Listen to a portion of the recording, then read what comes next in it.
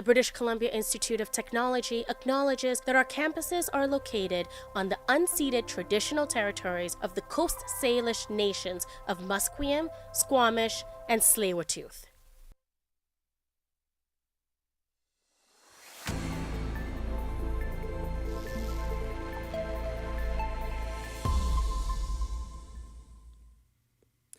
Good morning, I'm Isabella Calisi, and this is your news update to 11:30.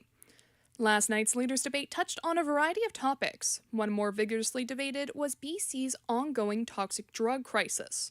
Our reporter Ryan Bowles has more on the leaders' policies that were discussed last night. John Rustad, David Eby, and Sonia Furstenau took the stage last night and argued the values of their plans to tackle the ongoing overdose crisis in BC.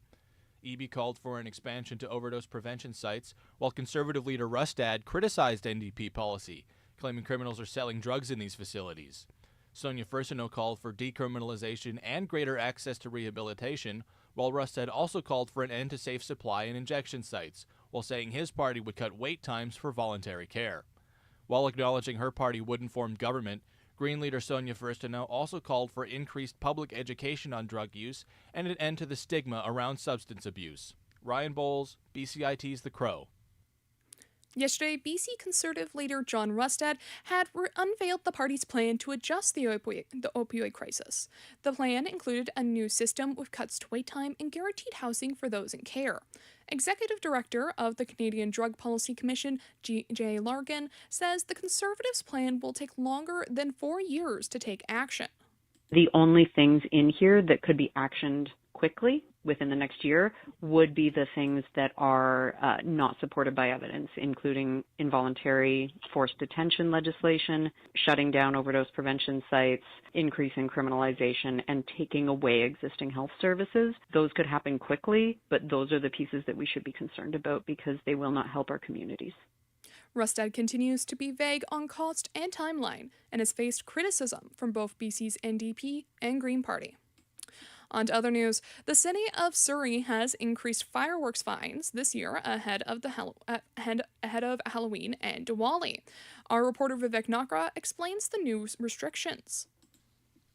The Surrey City Council has increased the fines related to sale and use of fireworks. Now, the people will have to get a permit for the use of fireworks from the Surrey Fire Service. According to the City of Surrey, people with the right permits can only use fireworks and the rule breakers will have to face significant fines. They also say that this step is taken to mitigate the illegal use of fireworks and to ensure public safety. Vivek Nakra, BCIT's The Crow. And this last July, 1/3 of Jasper, Alberta was destroyed in a devastating wildfire. Now the federal government has stepped in, appointing Employment Minister Randy Boissonnault with leading their share of the town's rebuild. Boissonnault will be responsible for coordinating federal resources with Indigenous groups and municipal and provincial governments. He says one of his first tasks will be to see if the government can establish temporary housing for the community. And Correctional Services Canada says they seized more than 800 grams of crystal meth at Mission Institution last Saturday. The prison says, along with the drugs, they also found 4 SD cards, 2 charging cables, and a charging block. Altogether, Services Canada says the estimated value of the items came to $575,500. The prison is now heightening their preventative measures for contraband entering the premises. And in the States, as Hurricane Milton fastly approaches Florida, more bad weather comes around with tornadoes touching down. U.S. National Weather Service meteorologist Sami Hadi says they've seen at least 4 other tornadoes in the area. Hurricane Milton's northeast quadrant, which is very conducive for the potential of quick-moving tropical tornadoes. Thus far today, we've already seen 4 visually confirmed tornadoes, as well as reports of some damage in Florida City and Homestead, which could end up being a 5th tornado. Officials continue to urge residents to evacuate. And in weather today, it's going to be a mix of sun and cloud with a small chance of showers. The high is 16 and low is 9. I'm Isabel Calisi, and you're listening to BCIT's The Crow.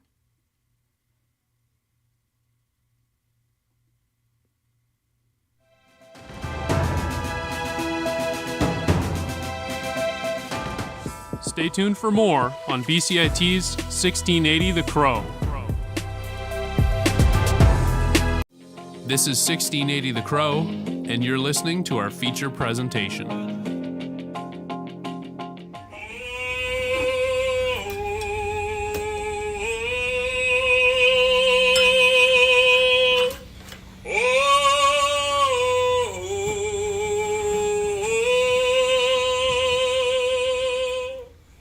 Welcome to Go With Grace. Help me heal my people. His whole family have beautiful singing voices. His sister, his brother, they're all beautiful singers. Sometimes he'll sing at some of the funerals, like here in Musqueam, and his acts will be tears coming down their face because he has a singing voice like his father, late Miles Sparrow, so his sisters are reminded of how their brother used to sing. So he has his dad's voice. Hi, I'm your host, Grace Chen. And I'm your host, Grace Miller. Welcome to today's episode, Following a Path of Personal Reconciliation. Blanketing exercise all those times, and I went back to my childhood and, looked at the decisions were made under drugs and alcohol for the last 100 years. So when people were doing all that stuff, it was a dangerous place when I was growing up. Yes. So when we realized that even my children and grandchildren were always going to be affected by what was going on, because that connection was broken with my children. Our journey began at the Sparrows' residence on Musqueam 2 land, where we spoke with Martin Sparrow, an elder, and his wife, Shauna Sparrow, founder of Moontide Reconciliation. She specializes in the Kairos blanket exercise, a visually immersive experiences that places people into the history of indigenous peoples and what they went through. So I was born in 1968, and my mother passed away in 1971. So when she passed away in 1971, I became a 60 scoop. So I became a part of the federal government. To no permission from my father. My father was at work, and when I came home, I was gone. So, and then my mother passed away in 1971, residential survivor from the Kamloops Indian Residential School.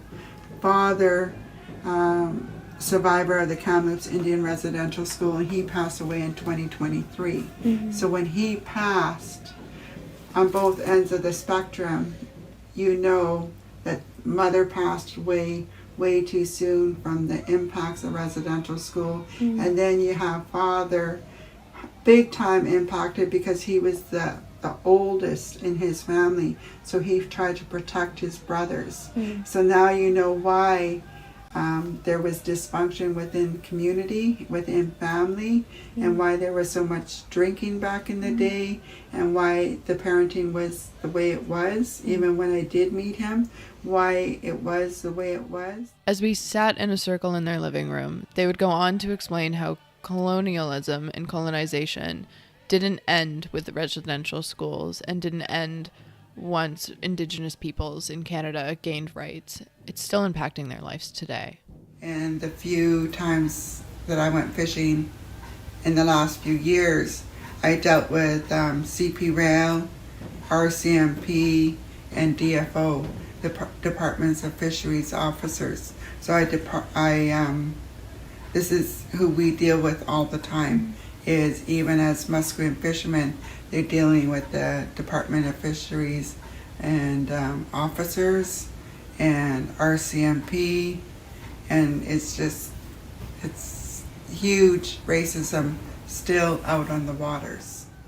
After getting to know Shauna and Martin a little bit better, they were kind enough to allow us to attend the Union of BC Indian Chiefs meeting happening at the Musqueam Cultural Center, a few blocks away from their house.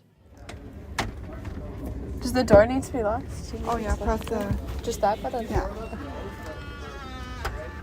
Wow, it's a beautiful day. It is. Yeah. That's a solid one, 4 guys walking down on it. Oh, big puppers. And a dog.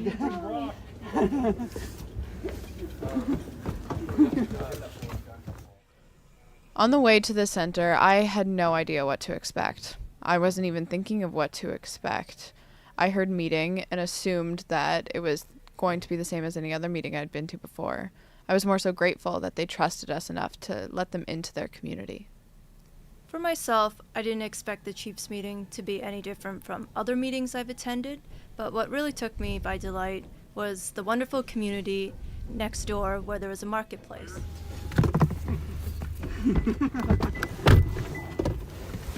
All right, at the Musqueam Cultural Center. It's beautiful. A lot of my teachers had mentioned how beautiful the center was when we brought up the topic of our story that we wanted to cover. They were not kidding. It is beautiful. Although we didn't stay for the full meeting, experiencing what a decolonized meeting looks like was a very meaningful moment for me. It was a gymnasium filled with tables from wall to wall, set up in a circle, and rather than there being a podium, each chief had their own microphone, and an operator moved through individuals who wished to speak in a calm and orderly fashion.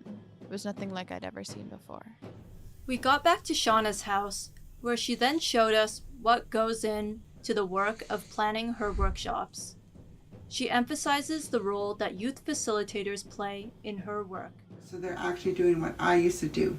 Go pick up the elder, bring the elder to her facilitation, facilitate with her, look after her or him, and then drive them home, and then there you go. And that's what we're really gearing towards, is to be able to bridge the youth and the elders, and now passing the torch to the next generation. Next up, we see plenty of youth involvement live and in person with traditional dancing, singing, and drumming.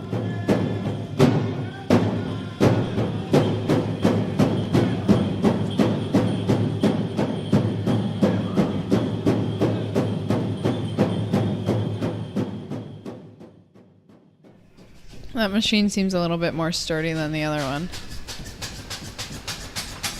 What were you saying about more sturdy? That was Malachi. We found him while we were waiting to speak with Matthew Garrett outside of the powwow that happens weekly on Tuesday nights at the Vancouver Aboriginal Friendship Center Society. Malachi was a bit of a troublemaker and was trying to get a loose can of Coke out of a vending machine. He was pretty cute, hey? Yes, he was trying so hard to get it out and asked me to help him. He also asked me. I only slightly helped him. When we met up with Matthew, he explained how powwows came to BC, since it's not traditionally apparent on the West Coast. For friendship centers, it was just a way to build community and have, just that time to connect, especially for younger kids to connect to culture. And the friendship centers were more in urban settings, so you'll see them there's one here, there's one in Calgary, Winnipeg, Toronto. You'll see them in all those areas because they wanted to connect urban youth, Indigenous youth, to cultural space. So it'd be people in community would take that up.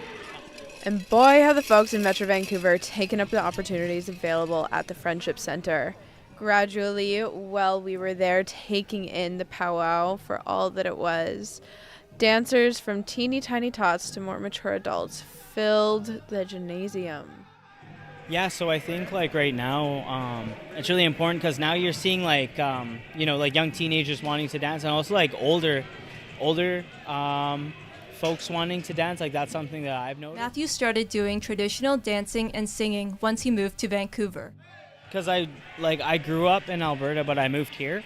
So I think just finding a way to feel more connected to home, because I was going to school and stuff and being away from family. So just finding other ways that helped me feel more at home while I was here. The other thing Matthew did after moving here was starting to plan the Tuesday night weekly powwows that happen at the Friendship Center.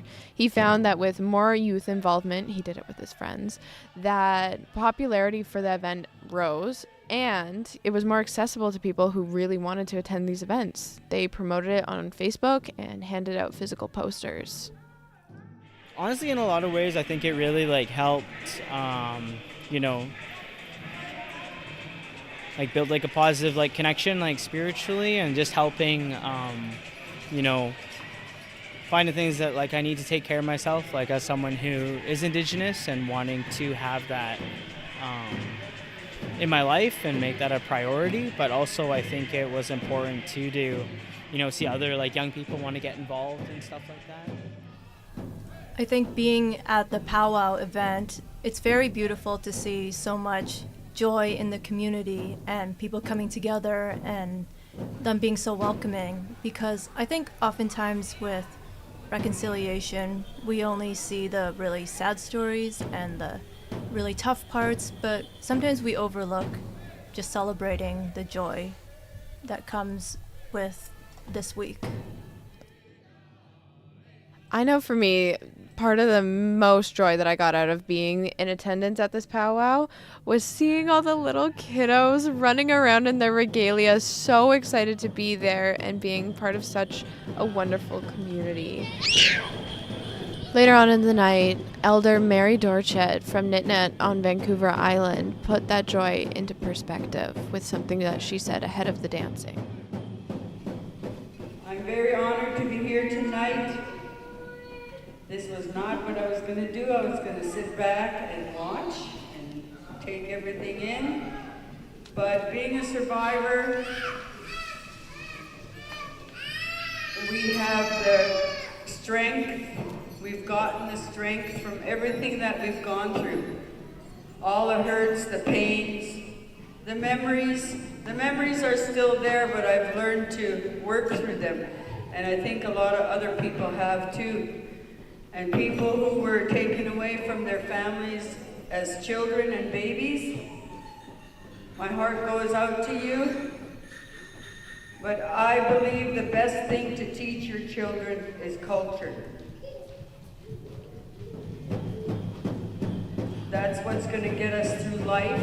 That's what's going to keep us strong. And if we're all together as one, that's where the strength will be. The rest of the night was filled with lots of joy, singing, and dancing, where Mary herself even joined in on the dance floor. The next morning, we reunited with Shauna at the Children's Hospice to attend a Kairos blanket exercise activity. I see you tapping your toe out there. Get out on the floor and start dancing. Bright and early, 8:30 a.m. the next morning, Grace and I are outside in the pouring rain out of the Canucks Children's Hospice, more ecstatic than ever for my first blanket exercise, but Grace's second. Grace, what was it like going into a blanket ceremony like 10 years later? Revisiting the blanket exercise 10 years later was definitely a very empowering experience for me, because with the greater knowledge I have on Indigenous issues today compared to before, being in a room full of women to do such a powerful activity was very moving. As the blanket ceremony began, we helped set up the blanket ceremony itself, which was such an incredible honor. We placed script cards, so that's part of the blanket ceremony. So attendants will be responsible for reading scrolls, so passages that relate to the history of colonization in Canada. One of the most striking moments for me doing the blanket activity was seeing the way the blankets got smaller and smaller gradually over time, and the people around me moving to different areas of the room and not knowing what to expect next. This really gave me perspective of what it was like to lose your home and your people. Seeing the strength and resilience of Indigenous peoples, as well as how gracious they are despite the hurdles they have faced, really inspired me to keep playing an active role as an ally towards reconciliation. One of the things that moved me most about the blanket exercise was the impact it made on the women in attendance. Overall, throughout the journey that we've been on, immersing ourselves in Indigenous culture as non-Indigenous folk, I'm so grateful to have seen firsthand the strength and determination of people putting themselves in painful situations for the betterment of reconciliation. I would like to spread my gratitude as well to Shauna and Martin Sparrow for allowing us in their home, bringing us to an elders meeting, and for Shauna taking us through a blanket exercise, as well as Matthew Garrett for allowing us to celebrate Indigenous culture at the powwow.